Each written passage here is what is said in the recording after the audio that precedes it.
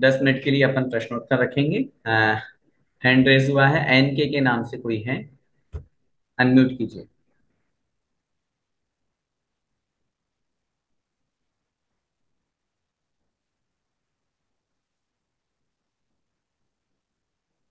जय जिनेन्द्र भैया जी।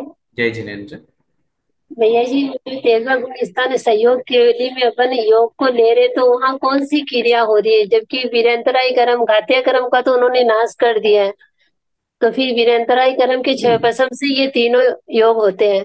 तो फिर वहाँ कौन से योग से उनकी कौन सी क्रिया चल रही है, बता सहयोग केवली की।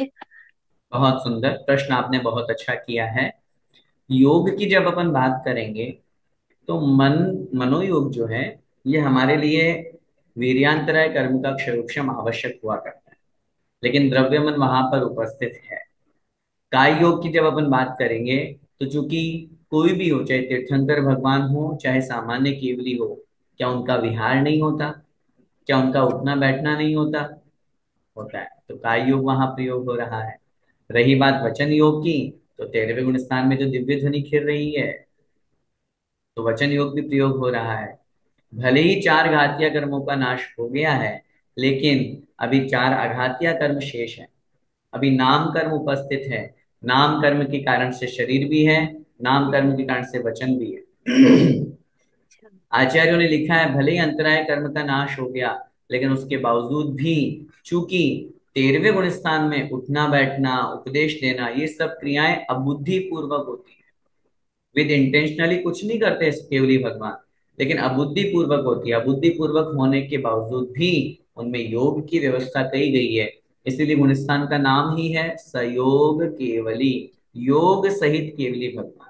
तो इस अपेक्षा से वहां पर भी प्रति समय कर्म का आश्रय होता है। आचार्य ने लिखा है, साता वेदनीय असाता वेदनीय, वहां एकादश जिन्हें 9वें अध्याय में अपन पढ़ेंगे, 11 परिश्रमों की चर्चा आचार्यों ने की है।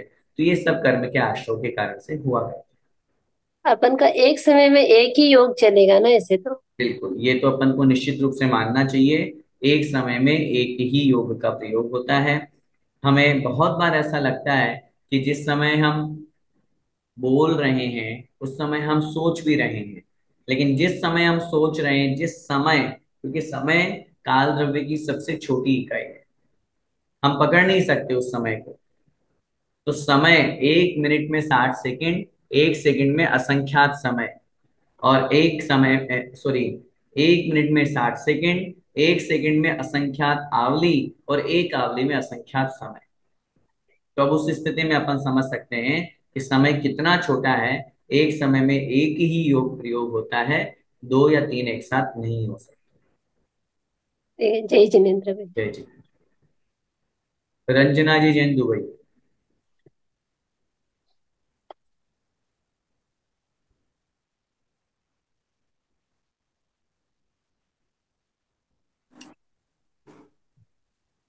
हो गया या नहीं?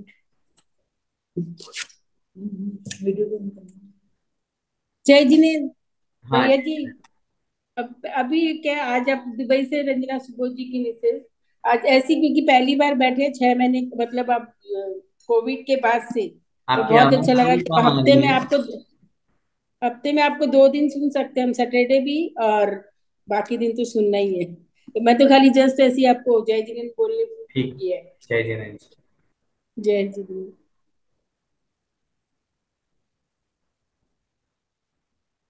और किन्हीं महानुभाव का कोई प्रश्न?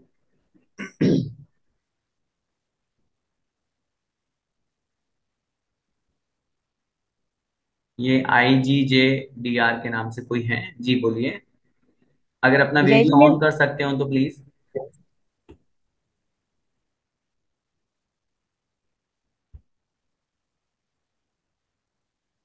जी। जय जिनेन्द्र भैया जी। जय जिनेन्द्र। भैया जी, आपने अभी बताया कि हमें वचन का भी प्रयोग करना चाहिए। तो भैया जी, जब हम पूजा पाठ करें, स्तुति बोलें, तो क्या हमें बोल के करना है सब?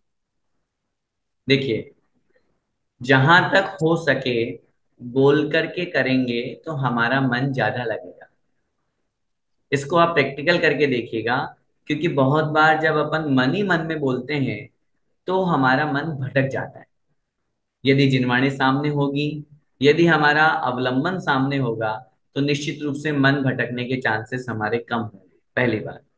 दूसरी बात ऐसी है कि ये बोलना हमारे लिए एक, जैसा बताया ना कि मन लगाने के लिए या उसमें अपना अपन 100% दे सके इसलिए आपको बताया गया है। लेकिन जब अपन उस स्थिति में पहुंच जाएं जहां हमारे गुरुदेव हुआ करते हैं, हमारे संत महासंत मुनि महाराज हुआ करते हैं, जो इतना तल्लीन हो जाते हैं कि वो नहीं बोलते हुए भी आत्म साधना में या कोई भी स्तोत्र पाठ आदि में या ध्यान आदि में तत्पर होते हैं, तो उस स्थिति को बनाए रखने के लिए या वहां तक पहुंचने के लिए अपन को इसका प्रयोग करना चाहिए। दूसरी बात, एक शब्द का मैं और प्रयोग करना चाहूंगा।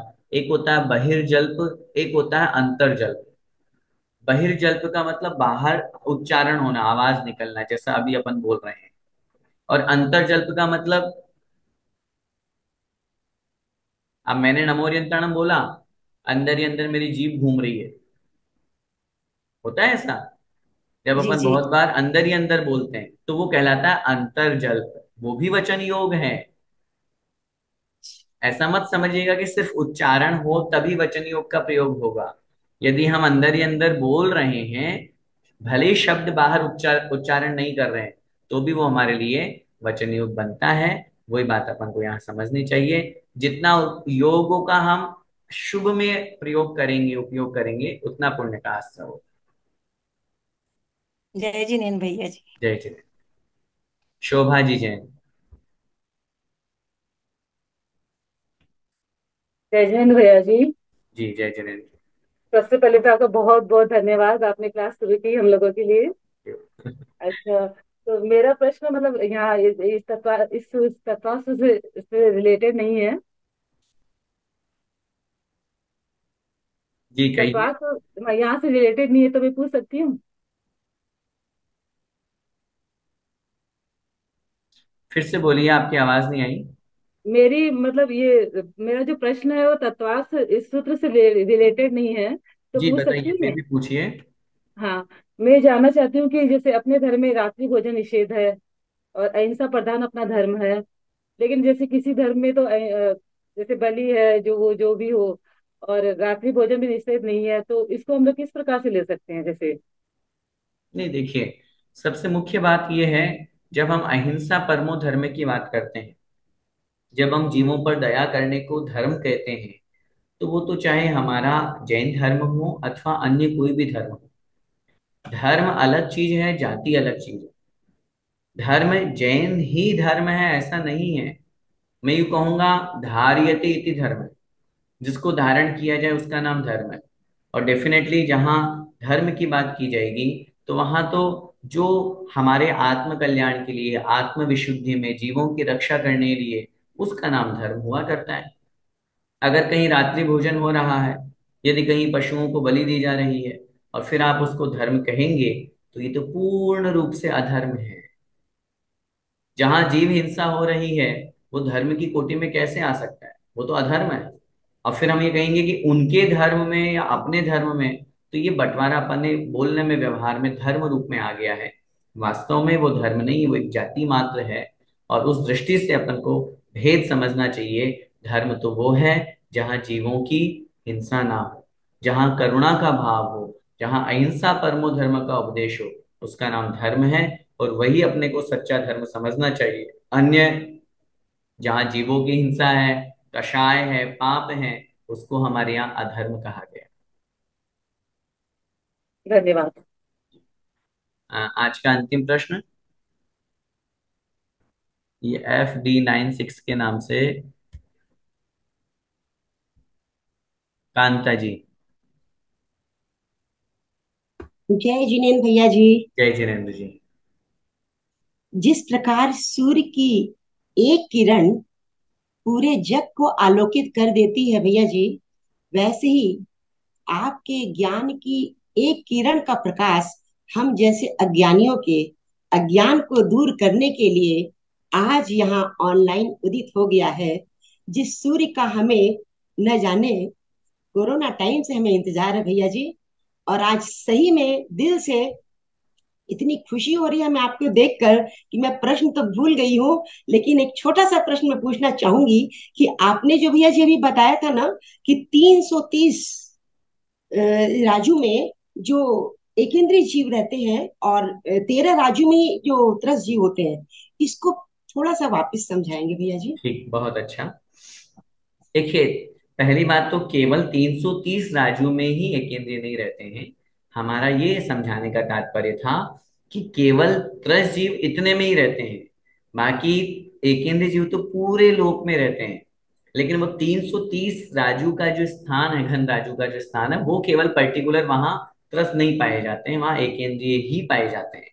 एक्चुअल में जब अपन पूरे लोक का परिमाण निकालते हैं, लंबाई गुणित चौड़ाई गुणित ऊंचाई, हाँ। जब अपन क्षेत्रफल निकालते हैं, तब उस दृष्टि से वहां पर हमारा जो लोक बना हुआ है उसको दो भागों में डिवीजन आचार्यों ने किया है। कर्णानुयोग दीपक में ये भाग 3 में ये पूरी इसकी चर्चा आई है। अधोलोक अलग और ऊर्ध्वलोक अलग।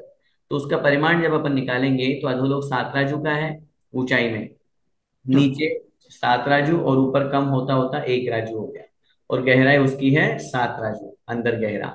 तो इनको हाँ। परस्पर में जब अपन गुणा करेंगे तो उन्होंने वहां लिखा ऊपर का 1 और नीचे का 7, इन दोनों को मिला करके अपन ने आधा कर दिया। तो 8, अच्छा। 8 का 8 में 2 का भाग दे दिया तो 4, 4 को 7 से गुणा किया तो 4 गुणित 7 बराबर 28। अब 28 को अंदर गहराई से 7 से अपन ने इंटू किया तो वो अपना आ गया, आई थिंक 28 गुणित 7, 196 लगभग आएगा। तो ये अच्छा। ये अपने सामने आया। और इसके बाद में जब अपन ऊर्ध्वलोक का परिमाण निकालेंगे तो ऐसे ही ऊर्ध्वलोक नीचे से जो 1 राजू, फिर ऐसे घूम रहा है पंचम स्वर्ग के वहां तक 5 राजू, फिर वापस यहाँ नीचे 5 राजू और ऊपर 1 राजू। तो इनको हाँ। आपस में मल्टीप्लाई करके लंबाई गुणित चौड़ाई गुणित ऊंचाई, तो ये टोटल हमारा बनता है लोग 343 घन राजू। मोटे रूप में अगर आप देखें तो 7 गुणित 7 गुणित 7। हम्म। ठीक है। अब इनको आपस में 7 गुणित 7 हुए 49, 49 गुणित 7 हो गए 343 घन राजू। ये लोक का पूरा परिमाण है। अब इस परिमाण के अनुसार पूरा लोक जो इतना बड़ा है, इसमें त्रस जीव कितने स्थान पे रहते हैं, तो वो आचार्यों ने लिखा मध्य में बिल्कुल बीचों बीच में 1 राजू लंबा, 1 राजू चौड़ा और कुछ कम 13 राजू एक त्रस नाली बनी हुई है। तो अब जब इनको वही वापस लंबाई गुणित चौड़ाई गुणित ऊंचाई करिए तो हम्म। 1 गुणा 1 गुणा कुछ कम 13 राजू, तो हम्म। कितना होगा, कुछ कम 13 राजू। तो 343 राजू में से, मोटा मोटी 13 राजू बोलते हैं अपन समझने की हाँ। दृष्टि से, 343 घन राजू में से 13 राजू का जो स्थान है उतने ही मात्र में त्रस हैं। बाकी स्थावर तो त्रस नाली में भी है और बाहर भी भरे पड़े हैं। इसलिए अच्छा। हमने निवेदन किया कि सबसे ज्यादा संख्या एकेंद्रीय जीवों की है, सही। निगोदिया जीवों की है, पंच स्थावरों की है, ऐसा समझना बहुत अच्छा लग रहा भैया जी, लग रहा मुझे तो पुरानी यादें वापस ताजा हो गई। चाहिए। ऐसा लगता है कि ये क्लास हमेशा चलती रहे, हमारी सारी इम्फाल की बहनों जिन्होंने इतनी मेहनत करके ये शुरू किया है, मैं उन्हें भी बहुत बहुत धन्यवाद दूंगी। और जय जिनेन्द्र भैया जी, जय पुनः श्री मैं आज की इस कक्षा जो उद्घाटन सत्र के रूप में रही, पूरी सकल दिगंबर जैन महिला समाज इम्फाल, नीलम काकी जी, सरिता भाभी, अनु भाभी और पूरी महिला समाज जो भी हैं, सुनीता जी छाबड़ा भी यहाँ पर उपस्थित थी और जितने भी लोग यहाँ पर रहे, उन्होंने बहुत अच्छा ये भाव रखा। सही। संस्थान से स्वीकृति मिली, आदरणीय संयोजक महोदय यहाँ पर उपस्थित हुए, और मैं पुनः महिला समाज इम्फाल का और सभी लोगों का तहे दिल से धन्यवाद और आभार के साथ में आप सब लोगों से मैं निवेदन करूंगा कि आज प्रथम दिवस था, संख्या काफी अच्छी मुझे नजर आ रही है, और आप लोगों के माध्यम से सब लोगों तक और सूचना पहुंचेंगी, मैसेजेस पहुंचेंगे, तो इसका लाभ जितने ज्यादा लोग हो ले सकते हैं, कोई आपत्ति नहीं है। कक्षा का समय अपना यथावत जो है वह रहेगा, 30 अप्रैल तक 1 महीने के लगभग अपनी ये कक्षा रहेगी।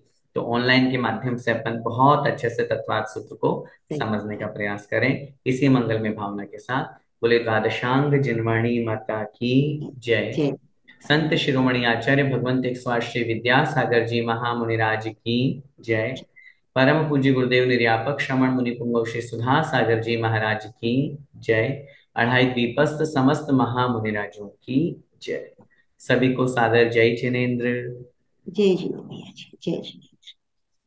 आपस में भी सभी जय जिनेन्द्र कर लें, ऑनलाइन में ही। जय जिनेन्द्र।